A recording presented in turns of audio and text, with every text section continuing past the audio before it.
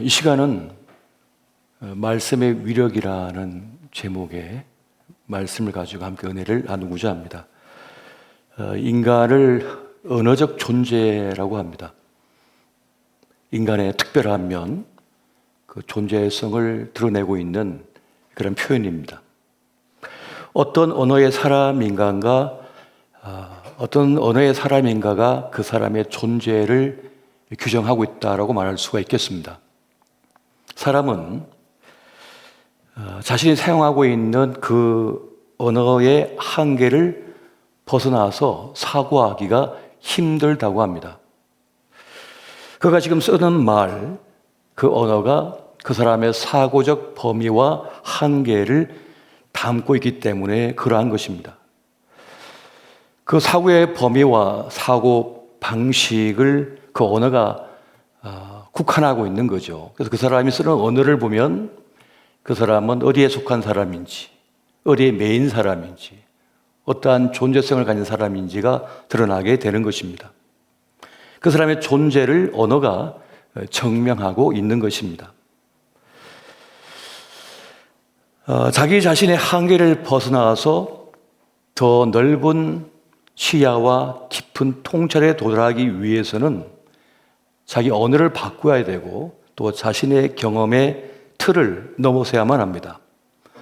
그렇게 중요한 것은 어떤 세계와 미래를 받아들이고 책임지며 살 것인가가 그 사람의 영원한 숙제가 되고 있는 것입니다. 그렇게 볼 때 하나님의 말씀은 우리의 사고와 체계 그리고 삶의 미래를 새롭게 창조하는 놀라운 힘을 갖고 있습니다. 내 언어적 한계, 방식을 나는 벗어날 수가 없어요. 그런데 하나님의 언어가 내 영혼 속에, 삶 속에 들어옴으로써 내가 내 한계를 벗어나고 그 너머의 삶을 살 수 있게 된다는 것입니다. 왜 그런가? 하나님의 말씀은 하늘과 땅의 모든 진리를 담고 있는 생명과 구원의 말씀이기 때문에 그러합니다. 그 말씀을 접촉할 때, 그 말씀을 만날 때 우리 영혼이 깨어나고 우리는 그 아래에서 이제 깨어나서 뛰쳐나와서 미처 깨닫지 못했던 내 삶의 존재의 의미와 가치, 방향을 깨닫게 되는 것입니다. 그래서 하나님께서 깨트려 주셔야만 가능한 것이거든요. 무엇으로 깨트리시냐? 바로 망치 언어, 예언자적 언어, 하나님 말씀을 통하여 이루어지는 역사인 것입니다. 여러분, 하나님 말씀은 모든 만사를 통합합니다. 그리고 모든 만사를 이끕니다. 그리고 우리를 구원해 버리십니다. 그렇게 하나님의 말씀은 위대한 생명의 역사를 이루시는 거예요. 더 나아가 하나님 말씀은 미시파트와 째다카라고 하는 사법적 정의와 하나님의 공의의 정의, 이 자비의 이 째다카로 세상을 창조하시고 보존하시며 또한 운영하시고 심판하신다는 하나님의 의지를 담고 있습니다. 바로 하나님의 말씀이. 그리고 그 말씀은 시행되고 있습니다. 그렇게 하나님 말씀은 십자가 구원과 영원한 생명으로 이어지는 영생의 진리와 가치를 고스란히 담고 있는 것이죠. 그래서 인생을 바꿔버립니다. 변화를 가져와 버리는 것입니다. 여러분, 우리의 경험, 지식은 매우 큰 자산이 됩니다. 하지만 경험이 지식이 전부가 되게 해서는 안 됩니다. 경험과 내 지식이 말씀을 이기도록 하면 안 됩니다. 오직 하나님 말씀만이 진리이기 때문에 그러합니다. 말씀을 붙들어야 되는 거예요. 내 경험을 붙드는 게 아닙니다. 내 지식을 붙드는 게 아닙니다. 하나님 말씀을 붙들어야 하는 줄 여러분 기억하시기 바랍니다. 여러분, 감정은 중요합니다. 인간은 감정적 존재이죠. 하지만 그 감정이 전부가 돼서는 안 됩니다. 그 감정이 내 느낌이 말씀을 이기도록 내버려둬서는 안 된다는 겁니다. 감정은 중요하고 느낌도 중요하지만 우리가 붙들어야 할 것은 감정이 아니라 하나님의 말씀인 것을 기억하시기 바랍니다. 나 저 사람 죽도록 싫어, 미워, 나쁜 감정, 싫은 감정이 막 솟아올라요. 근데 그 말씀 붙들면 안 된다는 거죠. 그 감정 붙들어서는 안 된다는 거예요. 오직 하나님의 말씀을 붙들 때라야 감정을 이기는 사람이 될 수 있습니다. 제대로 사는 사람이 될 수가 있는 거예요. 많은 이들이 자동차 운전하다가 말씀이 아니라 감정을 붙들죠. 기분 나쁘거든요. 그래서 큰 일을 벌이는 겁니다. 하지만 말씀을 붙들면 나를 이길 수가 있습니다. 내 감정을 이길 수가 있는 거예요. 이 분노하는 폭발하는 감정을 억누를 수가 있는 거예요. 이겨버릴 수가 있는 겁니다. 왜? 하나님의 말씀은 진리니까요. 하나님의 말씀은 진리인 것입니다. 여러분, 이 말씀을 붙들 때라야 승리하는 삶이 될 줄 믿으시기 바랍니다. 여러분, 모든 상황 속에서 말씀을 붙드십시오. 말씀을 붙들고 그 말씀을 따라 사는 것입니다. 하나님은 모든 상황 속에서 진리의 말씀을 보내주십니다. 우리를 살리기 위한 길인 것입니다. 여러분, 시편 107편 19절 20절 말씀 같이 한번 보겠습니다. 시작. 이에 그들의 고통 때문에 여호와께 부르시니 그가 그들의 고통에서 그들을 구원하시되 그가 그의 말씀을 보내어 그들을 고치시고 위험한 적용에서 건지시는 도다. 아멘. 모든 상황 속에서, 모든 어려움 속에서, 위험 속에서, 절망 속에서 실험하고 있을 때 하나님은 하나님의 말씀을 보내셔서 우리를 그 위경에서 건져내신다라고 말씀하는 것입니다. 이것이 하나님의 방법인 거예요. 그래서 우리는 말씀을 붙들고 버틸 수 있어야 됩니다. 말씀을 붙들고 견딜 수가 있어야 되는 거예요. 말씀을 붙들고 끝까지 가면 홍해를 건널 수가 있습니다. 광야를 지날 수가 있습니다. 그리고 요단강을 가르고 지날 수가 있습니다. 그리고 여리고성을 무너뜨리고 가나안 땅에 들어갈 수 있는 거예요. 말씀을 붙들 때라야 가능한 것입니다. 여러분, 천사 가브리엘이 마리아에게 찾아왔습니다. 그리고 하나님의 메시지를 전합니다. 그때 소녀 마리아가 뭐라고 말합니까? 누가복음 1장 38절 보니까 주의 여종이오니 말씀대로 내게 이루어지이다. 주의 말씀대로 내게 이루어질 것을 저는 믿습니다. 순종하겠습니다라고 받아들여요. 여러분, 하나님 말씀을 강력한 줄 믿으시기 바랍니다. 여러분, 말씀은요, 하늘 씨앗입니다. 하늘 씨앗이에요. 그 말씀을 붙들면 그 말씀대로 이루어지게 됩니다. 여러분, 말씀은 세상에 뿌려지는 하늘 씨앗입니다. 심겨지면 열매를 맺어요. 농사를 지어본 분들은 알 겁니다. 텃밭을 갖고 본 분들은 아실 겁니다. 저는 농부의 아들로 태어나서 농사를 많이 도와드렸기 때문에 19살 때까지 제가 시골서 농사를 돕다가 서울로 학교를 갔거든요. 그러니까 농사 웬만한 건 다 지을 줄 아는데 정말 신비한 것은 이 조그만 콩알이 땅에 심겨졌을 때 놀랍게도 자라는 것을 봅니다. 열매를 맺는 걸 봐요. 이건 정말 기적 같은 일이더라고요. 아무것도 아닌 것 같은데, 죽은 것 같은데 역사가 일어나더라고요. 생명의 역사가. 여러분, 말씀은 그렇게 우리가 품을 때 말씀의 기적이 일어남을 믿으시기 바랍니다. 여러분, 말씀은 사건을 일으킵니다. 말씀은 기적을 일으킵니다. 말씀은 살아있기 때문에 생명의 역사를 이루는 줄 믿으시기 바랍니다. 안 믿는 자에게는 아무 일도 안 일어납니다. 하지만 말씀을 품고 그 말씀 믿고 행하는 자에게는 역사가 일어나는 것입니다. 여러분, 말씀은 새로운 마음을, 새로운 생각을 품게 만들어버립니다. 어둠에 갇힌 마음에 등불을 켜줘 버려요. 시편 18편 28절 보니까 주께서 나의 등불을 켜시며 여호와 내 하나님이 내 흑암을 밝히시리이다 라고 말씀합니다. 여러분, 마음이 무너지고 어두우면 돈 많아도 죽습니다. 건물이 많아도 죽습니다. 300억 갖고 있어도 죽습니다. 아무 소용이 없어요.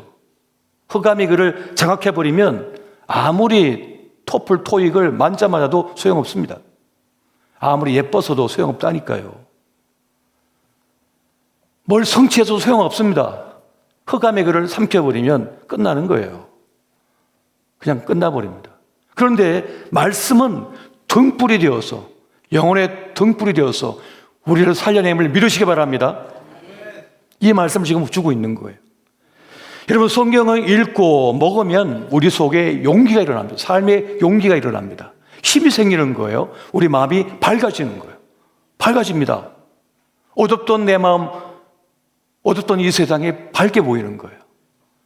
꽃이 만발한 이 봄날에 여러분, 마음이 어두운 사람에겐요, 벚꽃도 예쁘지가 않습니다. 꽃향기도 악취로 느껴집니다. 아무 느낌이 없습니다. 이 화창한 봄날도 아무 의미가 없어요. 캄캄하게 보여요.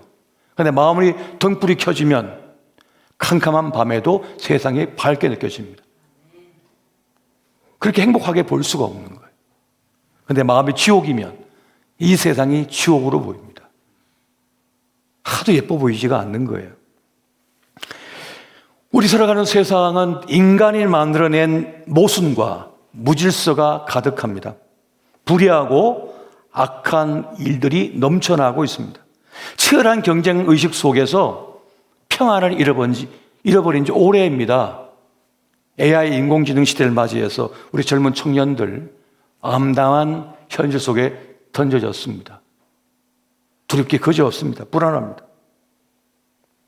한 번의 실수, 한 번의 실패가 끝인 것처럼 느껴집니다. 이때야말로 하나님의 말씀이 필요한 줄 믿으시기 바랍니다. 말씀은 등불이 되니까요. 마음을 밝게 비추니까요. 그렇게 하나님 말씀은 우리를 지탱해주는 버팀목이 되고 있습니다. 우리 영혼을 살려내는 생명의 말씀이 되고 있습니다.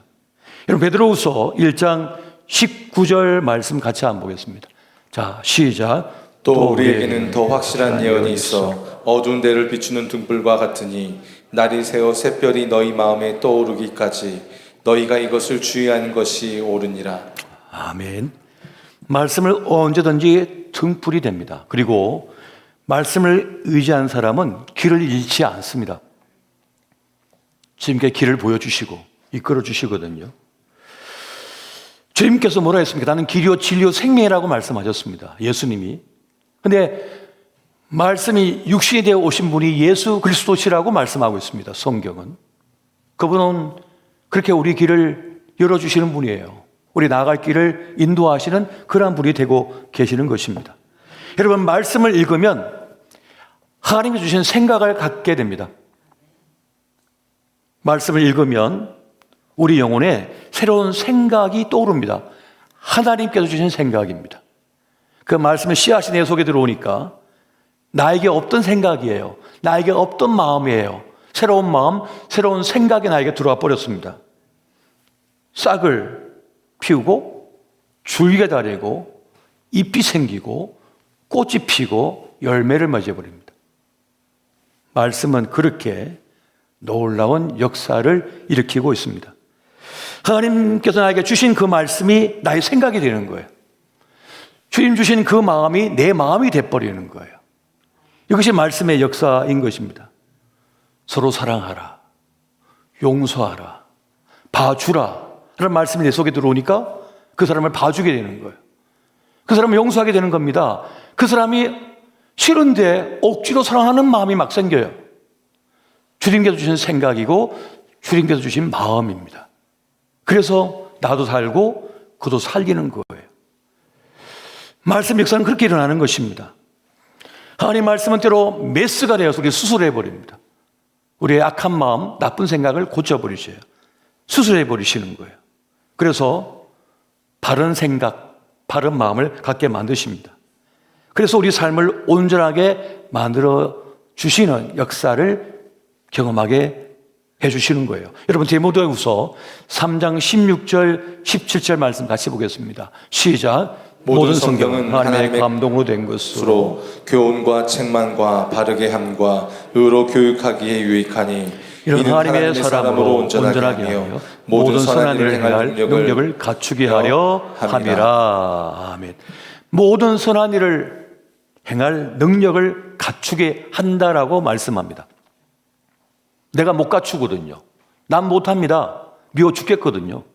절망 덩어리거든요. 똑똑해도 절망 덩어리라니. 똑똑할수록 더 절망해요. 남들은 우와 어떻게 만점을 맞았어? 너무 부러운 거예요. 그런데 만점 맞은 사람은요 하도 안 기뻐요. 만점 맞아도 별로 달라지는 게 없거든요. 예뻤는데 별로 달라질 게 없어 인생에서. 막 예쁘면 문이 막 열릴 거라 생각하고 문이 안 열려요. 자기가 열어야지.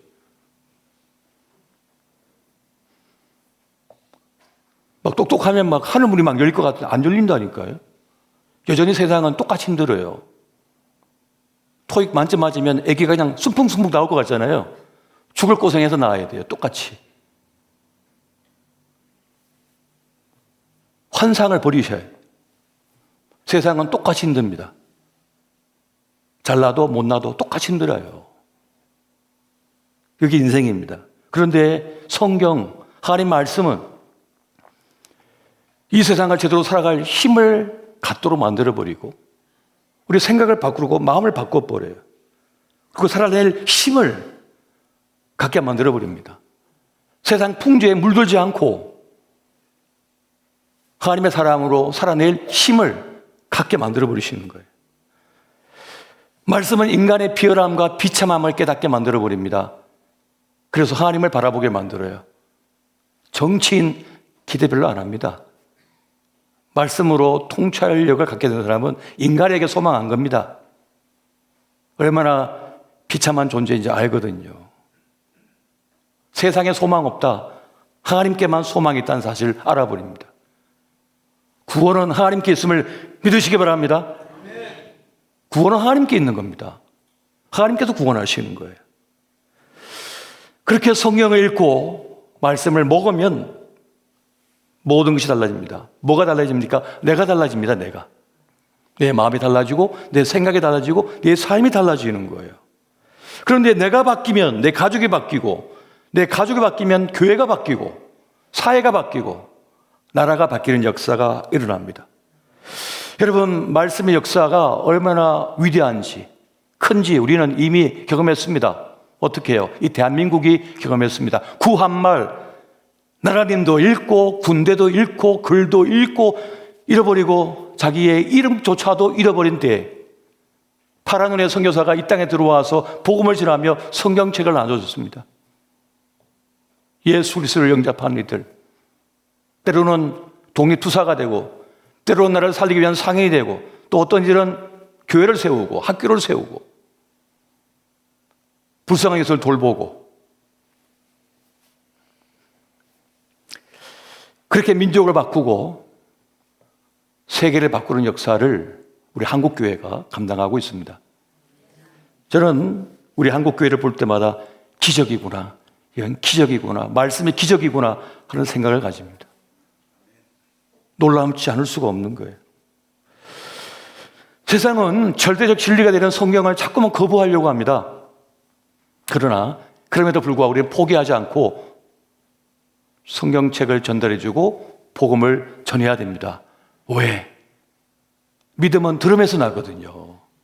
누군가는 들려줘야 되거든요. 누군가는 이 성경이 진리다라고 하는 걸 들려줘야 되거든요. 이걸 전달해줘야 되는 거예요. 누군가는 야, 이게 무슨 소용이 있겠냐. AI 시대, 인공지능 시대에 인터넷에 들어가면 다 있는 걸 AI에게 물으면 다 아는 걸 왜 굳이 종이 성경책을 줘야 되냐고. 그럼에도 불구하고 인간은 바디를 가진 존재거든요. 바디를 가진 존재예요. 체온을 느끼게 해줘야 되고 사랑을 경험시켜줘야 되고 이게 이 성경이 이 말씀이 진리라고 하는 것을 누군가는 몸으로 보여줘야 되거든요. 우리 기도원협회 회원 여러분들께서 이 노후의 몸을 이끌고 지금 이 자리에 오셨습니다. 평생 헌신하며 지금까지 달려온 그 세월의 흔적이 보입니다. 그냥 되는 건 없습니다. 대가를 지불해야 되거든요. 피를 흘려야 되거든요. 누군가는. 말로 됩니까? 말로? 나 말로 기저귀 갈았어. 애기의 기저귀가 갈아집니까? 나 젖먹여서 말로 됩니까? 직접 먹여야죠. 직접 품에 안아야죠. 그냥 되는 건 없습니다. 성령 말씀을 붙들고 세속에 물들지 않고 기어이 하나님 말씀을 쫓아 살아가는 그 사람들, 복음 전하는 그 사람들을 통하여 구원의 일이 이루어지고 있습니다. 그 부르심 앞에 우리가 서 있는 겁니다. 여러분, 시편 19편 7절에서 10절 말씀 우리 같이 한번 볼까요? 자, 시작. 여호와의 율법은 완전하여 영혼을 소성시키며 여호와의 증거는 확실하여 우둔한 자를 지혜롭게 하며 여호와의 교훈은 정직하여 마음을 기쁘게 하고 여호와의 계명은 순결하여 눈을 밝게 하시도다.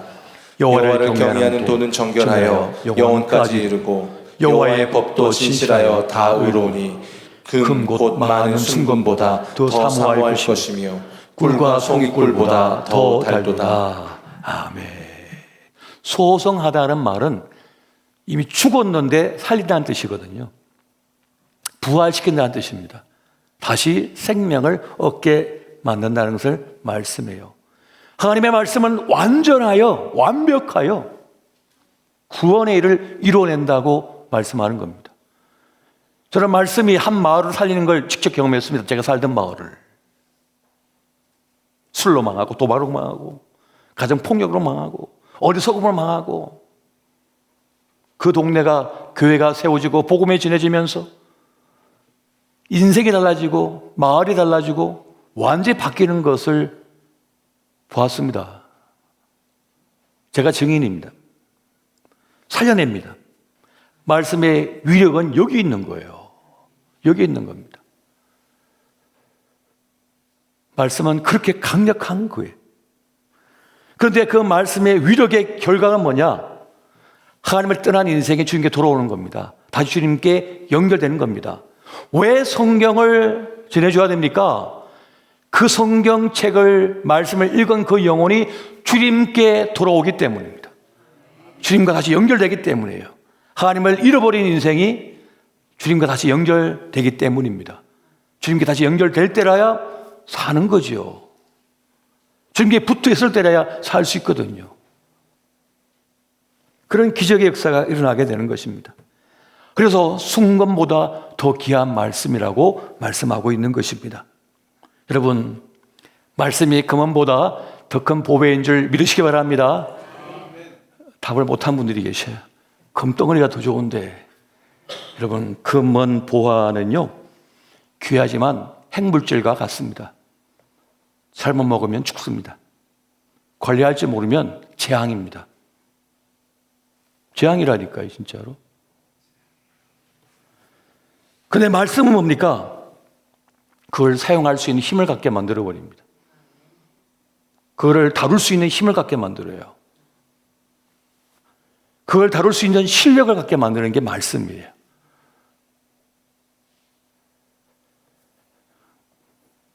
이 세상에 좋아 보이는 것에 마음을 뺏긴 이들이 불나방처럼 달려가다가 돌아보니까 인생이 다 끝나버렸네. 병들어 버렸네. 가정이 다 파괴돼 버렸네. 금덩어리는 얻었는데 건강 잃었지, 가정 잃었지, 인생 잃었지.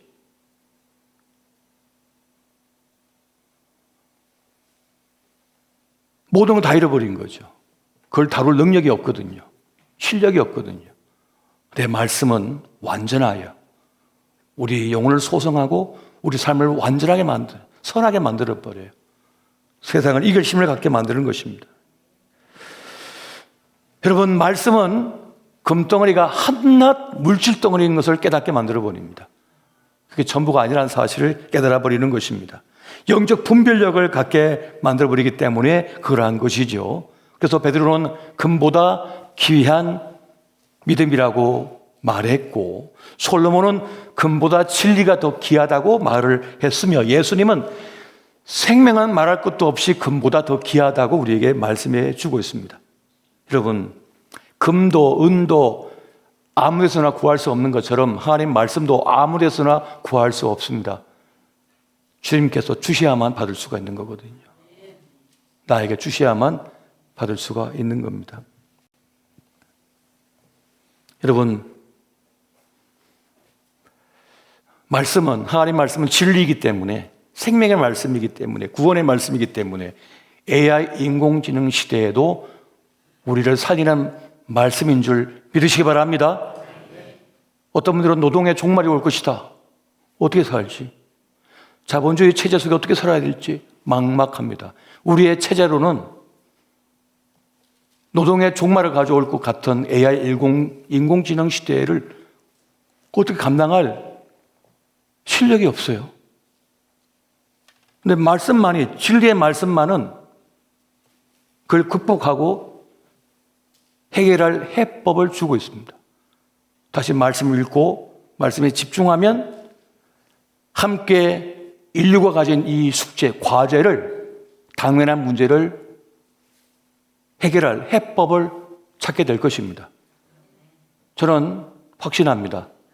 말씀은 진리이기 때문에 말씀을 연구하고 읽고 그 말씀에 따라 순종하면 인류는 지금 닥친 이 시대, 이것은 재앙이 아니라 도리로 우리를 더 나은 삶으로 이끄는 답이 되고 해결책이 되고 진리가 될 줄 믿습니다. 여러분, 말씀을 쉽게 생각하지 마세요. 말씀 진짜 읽으십시오. 이 말씀 속에 답이 있습니다. 진짜 답이 있습니다. 수없이 경쟁만 하던 인생들 불행해지고 서로 이겨 먹으려고 싸우던 인생들이 불행해졌어요. 그런데 그럴 필요 없는 시대를 맞이해버리고 말았습니다. 어느 순간. 그러면 어떻게 살아내야 될 것이냐? 서로 사랑하고 서로 위로하고 서로 격려하고 서로 평화하고. 방법은 말씀밖에 없어요. 말씀밖에. 하나님의 지혜, 하나님의 가르침. 이미 우리는 지난 세기들을 통해서 말씀이 진리인 걸 깨달았습니다. 하나님 말씀은 사람을 가르지 않습니다. 상하 구분하지 않습니다. 말씀을 모두가 동등하다 말씀하고 모두 하나님의 자녀라고 말씀하고 서로 사랑하라고 말씀하며 형제를 위해 죽는 인생이 얼마나 존귀한 것인지를 말씀해 주고 있습니다. 말씀만이 인류의 답이고 진리며 구원이 되는 줄 여러분 믿으시기 바랍니다.